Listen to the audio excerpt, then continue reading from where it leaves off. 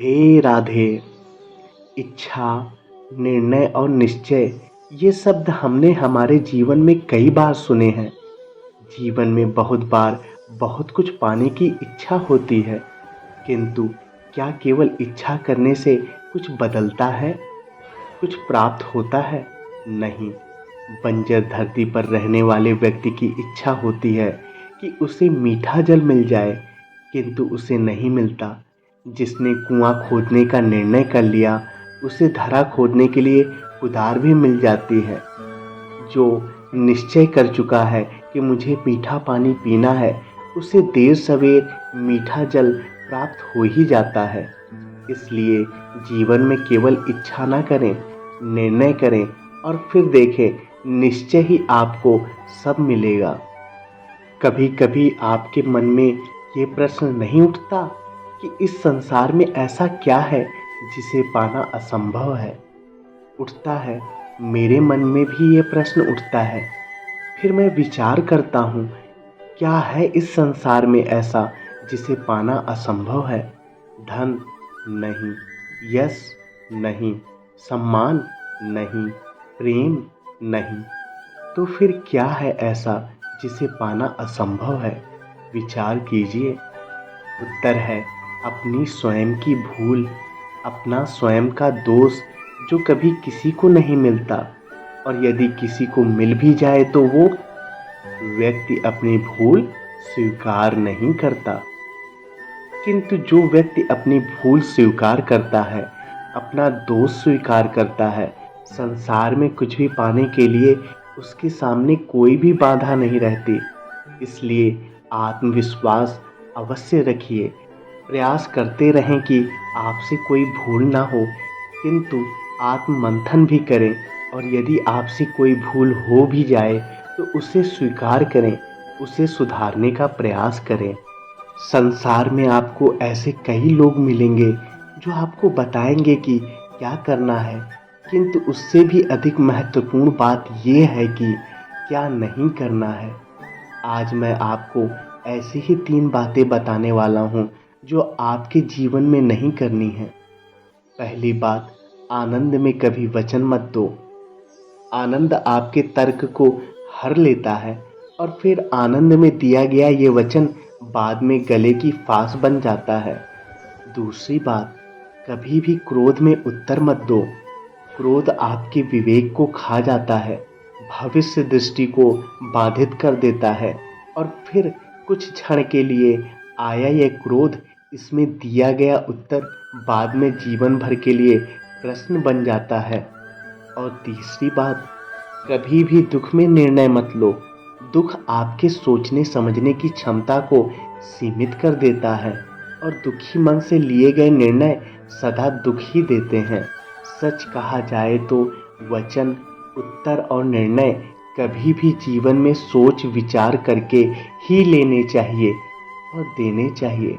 सोच विचार करके कार्य करोगे तो इस संसार में किसी भी समस्या का हल बूझना नहीं पड़ेगा। आज मैं आपसे 3 प्रश्न पूछता हूँ। तो पहला प्रश्न है, ऐसा कौन है जिस पर लगातार प्रहार करने के पश्चात भी वो मुस्कुराए और आपको सुख दे? आपका उत्तर होगा धरती या वृक्ष। दूसरा प्रश्न, ऐसा कौन है जो बिना आपके कुछ कहे सब जान जाता है, सब समझ जाता है, और फिर निस्वार्थ भाव से आपकी सहायता करता है? आपका उत्तर होगा भाई या मित्र। और तीसरा प्रश्न, ऐसे कौन से भगवान हैं जो स्वयं विष का घूंट पीकर आपको जीवन का अमृत प्रदान करते हैं? आपका उत्तर होगा महादेव। यदि आपके उत्तर ये हैं तो आपके उत्तर गलत है। इन सारे प्रश्नों का एक ही सही उत्तर है, और वो है माँ। संतान करते समय उन्हें कितनी लात मारी, किंतु फिर भी वो मुस्कुरा के वो आपको आशीष देती रहीं। आपके बिना कुछ कहे वो सब जान जाती हैं, और इस जीवन की कठिन परिस्थितियों के विष का घूंट पीकर आपको सुख और अमृत देती हैं। इस जीवन में आप कुछ भी कर लीजिए, अपनी माँ का ऋण कभी चुका नहीं पाएंगे। यदि कुछ कर सकते हैं तो जीवन के आनंद में, उपद्रव में और धन्यवाद में अपनी माँ को स्मरण रखिए और मेरे साथ प्रेम से कहें, राधे राधे। क्या आपको पता है, सबसे अच्छा युद्ध वो जो कभी लड़ा ही ना जाए, अर्थात समझौता, संधि हर आवश्यक परिस्थिति में शुभ होता है। अपने से शक्तिशाली से समझौता करने वाला विद्वान, अपनी बराबरी से समझौता करने वाला गुणी और अपने से दुर्बल व्यक्ति से हाथ मिलाने वाला दयावान कहलाता है। एक युद्ध आपको कई सारे शत्रु दे सकता है, किंतु एक समझौता आपको एक मित्र दे सकता है। इसलिए मुट्ठी तभी थामिए जब युद्ध को टालना असंभव हो जाए, अन्यथा हाथ बढ़ाकर मिलाइए, क्योंकि मिलने में सुख है, जलने में नहीं। गिरने में कोई आपत्ति नहीं है, बस गिरो तो उस बूंद की भांति जो इस संसार को नया जीवन देती है। और उस उठने में भी कोई अच्छाई नहीं है जिसमें किसी और के कंधों पर पांव रखकर उठा जाए।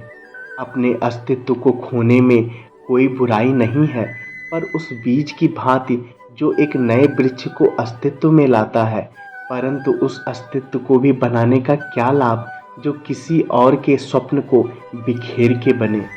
क्रोध में कोई बुराई नहीं है यदि वो किसी दुष्ट को मार्ग पर ले आए, परंतु उस मोह, उस दया का क्या लाभ जो आपको दुर्बल बना दे। अर्थात अच्छा या बुरा कर्म नहीं होता, बस वो कब, किस स्थान पर और कैसे किया जाए, वो निर्णय अच्छा या बुरा होता है। ये वीडियो यहीं पर समाप्त होती है। आशा करता हूँ आपको वीडियो अच्छी लगी होगी। अगर अभी तक आपने हमारे इस चैनल को सब्सक्राइब नहीं किया है तो सब्सक्राइब कर लें, ताकि वीडियो के माध्यम से आपसे दोबारा मुलाकात होती रहे। धन्यवाद। राधे राधे।